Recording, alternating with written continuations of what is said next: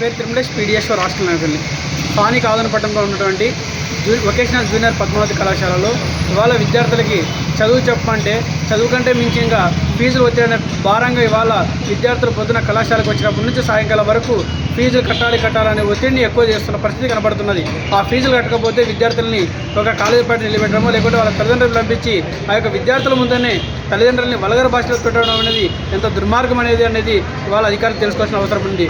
ఇప్పటికైనా అధికారులు తెలియడం ఏమన్నారంటే ముఖ్యంగా ఈ యొక్క వొకేషనల్ కళాశాలలో ఏమాత్రం కూడా ప్రభుత్వ నిబంధనల్ని వాళ్ళ నీరు ఖర్చు వాళ్ళ ప్రభుత్వ నిబంధనలు ఉల్లంఘిస్తూ వాళ్ళ అనేక రకాలుగా వాళ్ళ ఫీజుల ఒత్తిడితో వాళ్ళ విద్యార్థుల్ని మానసికంగా ఒత్తిడి గురి చేస్తున్నారు.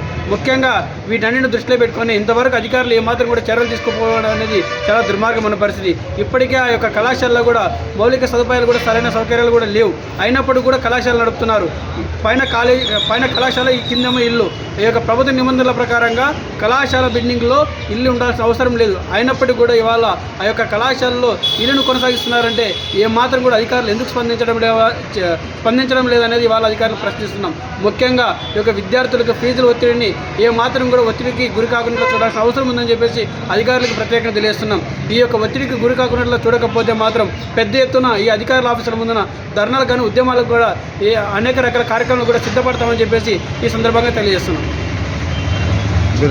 ముఖ్యంగా అలాగే ఏ యొక్క విద్యార్థులతోనైతేనేమి విద్యార్థుల తల్లిదండ్రులతోనేమి ఏదైతే అక్కడ ఉన్నటువంటి కరెస్పాండెంట్ గారు వల్గర్ భాష మాట్లాడి మానసికంగా ఒత్తిడికి గురి చేస్తున్నారో ఆ యొక్క కరెస్పాండెంట్ పైన కూడా చర్యలు తీసుకోవాలని చెప్పేసి ఈ సందర్భంగా తెలియజేస్తున్నాం.